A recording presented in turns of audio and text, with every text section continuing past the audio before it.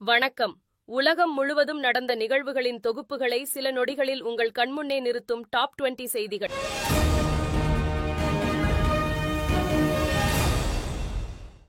விழுப்புரம் மாவட்டம் விக்கிரவாண்டியில் செயல்பட்டு வரும் தனியார் பள்ளியில் கழிவுநீர் தொட்டியில் விழுந்து குழந்தை உயிரிழந்த சம்பவத்தில் பள்ளி தாளாளர் 3 பேரை போலீசார் கைது செய்து விசாரணை நடத்தி வந்த நிலையில் வரும் 10ஆம் தேதி வரை நீதிமன்ற காவலில் வைக்க நீதிபதி உத்தரவிட்டுள்ளார். புதுக்கோட்டை மாவட்டம் கந்தர்வக்கோட்டை அடுத்த தச்சங்குறிச்சியில் புனித விண்ணேற்பு அன்னை ஆலய திருவிழா மற்றும் புத்தாண்டையொட்டி இந்த ஆண்டின் முதல் ஜல்லிக்கட்டு போட்டியை அமைச்சர்கள் ரகுபதி, மெய்யநாதன் ஆகியோர் தொடங்கி வைத்தனர். வேலூர் மாவட்டம் காட்பாடியில் உள்ள அமைச்சர் துரைமுருகன் வீட்டில் நேற்று நடைபெற்ற அமலாக்கத்துறை சோதனையில் வீட்டில் உள்ள 2 அறை கதவுகளுக்கும் சாவி இல்லாததால் கடப்பாறை மூலம் கதவுகள் உடைக்கப்பட்டு சோதனை நடைபெற்றது. எடப்பாடியார் பொங்கல் பரிசாக 2500 ரூபாய் வழங்கிய போது 5000 ரூபாய் வழங்க வேண்டும் என்று அரசியல் செய்த ஸ்டாலின் இன்றைக்கு அவியல் செய்கிறாரா என்று மக்கள் கேட்பதாக சட்டமன்ற எதிர்க்கட்சி துணைத் தலைவர் RP உதயகுமார் விமர்சித்துள்ளார். தமிழக பாஜக தலைவர் அண்ணாமலை செய்தியாளர்களிடம் பேசினார்.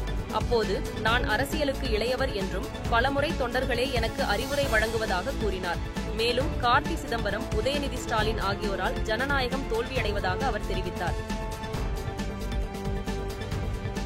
சென்னையில் கடந்த 10 நாட்களில் 39லிருந்து 142ஆக காற்றின் தரக்குறியீடு 2 மடங்கு மோசமடைந்துள்ளதாக மாசு கட்டுப்பாட்டு வாரியம் தெரிவித்துள்ளது. தமிழர் திருநாளான பொங்கல் பண்டிகையையொட்டி சென்னையில் உள்ள மக்கள் தங்கள் சொந்த ஊர்களுக்கு செல்ல 4 சிறப்பு ரயில்கள் இயக்கப்பட உள்ளதாக தெற்கு ரயில்வே அறிவித்துள்ளது.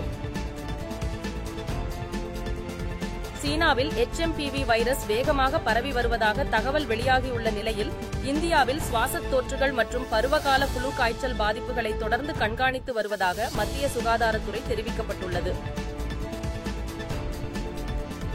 சென்னை அண்ணா பல்கலைக்கழகத்தில் அண்மையில் மாணவி ஒருவர் பாலியல் வன்கொடுமைக்கு ஆளான சம்பவம் பெரும் பரபரப்பை ஏற்படுத்திய நிலையில் பல்கலைக்கழகத்துக்கு வெடிகுண்டு மிரட்டல் விடுத்தது பெரும் பரபரப்பை ஏற்படுத்தியுள்ளது.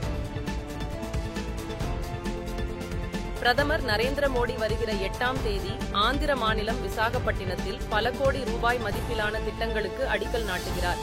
இதையடுத்து விசாகப்பட்டினத்தில் சம்பத் விநாயகா கோயிலில் இருந்து ஆந்திர பல்கலைக்கழகம் சபாவேதிகா சாலையில் ரோட் ஷோ நடத்துகிறார் என தெரிவிக்கப்பட்டுள்ளது.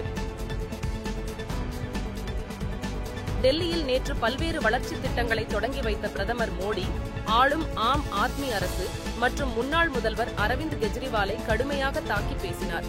இதற்கு பதிலடி கொடுக்கும் விதமாக செய்தியாளர்களை சந்தித்த கெஜ்ரிவால் டெல்லியில் மத்திய அரசு எந்த பணியும் செய்யவில்லை என குற்றஞ்சாட்டியுள்ளார். படுக்கை வசதி கொண்ட வந்தே பாரத் ரயிலின் சோதனை ஓட்டம் குறித்த வீடியோ ஒன்றை மத்திய ரயில்வே அமைச்சர் அஸ்வினி வைஷ்ணவ் தனது எக்ஸ் பக்கத்தில் பகிர்ந்துள்ளார். அதில் வந்தே பாரத் ரயில் கடந்த 3 நாட்களில் அதன் பல சோதனைகளில் மணிக்கு 180 கிலோமீட்டர் வேகத்தை எட்டியுள்ளதாக குறிப்பிட்டுள்ளார்.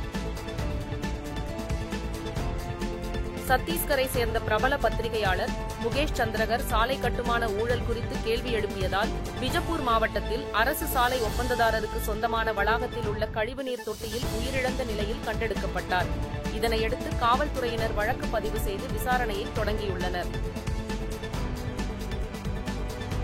ஜம்மு காஷ்மீர் யூனியன் பிரதேசத்தில் கடும் பனிப்பொழிவு நிலவி வருவதால் இதன் காரணமாக விமானங்கள் புறப்படுவதிலும் தரையிறங்குவதிலும் தாமதம் ஏற்பட்டுள்ளதால் சுற்றுலா பயணிகள் அவதியடைந்துள்ளனர். துருக்கியின் இஸ்தான்புல் நகரில் உள்ள கிறிஸ்தவ தேவாலயம் மீது அந்த வழியாக காரில் இருந்த நபர்கள் தேவாலயத்தை குறிவைத்து துப்பாக்கி சூடு நடத்தினர். இந்த தாக்குதலில் ஈடுபட்ட 3 பேரை கைது செய்து போலீசார் விசாரணை நடத்தி வருகின்றனர். காசா முனையின் மத்திய காசா, நுசிரத், சவாடா ஆகிய பகுதிகளில் இஸ்ரேல் நடத்திய வான்வழி தாக்குதலில் 42 பேர் உயிரிழந்ததாக தகவல் வெளியாகியுள்ளது. மேகங்களில் ஏலியன்கள் போன்ற சில உருவங்கள் ஒரு குறிப்பிட்ட கிலோமீட்டர் தூரத்திற்கு 3 பேர் நிற்பது போன்ற வீடியோ வெளியாகி வைரலாகி வருகிறது. கடந்த 2016ஆம் ஆண்டு தேர்தலில் ட்ரம்ப் போட்டியின் போது தேர்தல் நிதியில் இருந்து ஆபாச நடிகைக்கு ட்ரம்ப் பணம் கொடுத்ததாக வழக்கு தொடரப்பட்டு குற்றவாளி என நீதிமன்றம் அறிவித்திருந்த நிலையில் ட்ரம்பின் தண்டனை விவரம் குறித்து ஜனவரி 10ஆம் தேதி அறிவிப்பேன் என நீதிபதி மெர்ச்சன் தெரிவித்துள்ளார். சீனாவில் பரவி வரும் HMPV என்ற புதிய வைரஸ் குறித்து மக்கள் பீதி அடைய வேண்டாம் என்றும் இது குளிர்காலத்தில் ஏற்படும் தொற்று என்று சீன அரசு தெரிவித்துள்ளது. ஆஸ்திரேலியாவுக்கு எதிரான பார்டர் கவாஸ்கர் கடைசி டெஸ்ட் தொடரில் இருந்து இந்திய கிரிக்கெட் வீரர் ரோஹித் சர்மா வெளியேறியது பெரும் சர்ச்சையை ஏற்படுத்தியுள்ள நிலையில் இதுகுறித்து விளக்கமளித்த ரோஹித் சர்மா, ஃபார்மில் இல்லாததால் தான் விலகி இருக்கிறேனே தவிர ஓய்வு பெறவில்லை என தெரிவித்துள்ளார். இத்துடன் டாப் 20 செய்திகள் நிறைவு பெறுகிறது. உலகில் நடக்கும் நிகழ்வுகளை துல்லியமாக தெரிந்து கொள்ள பாருங்கள் AI இன் டாப் 20 செய்திகள்.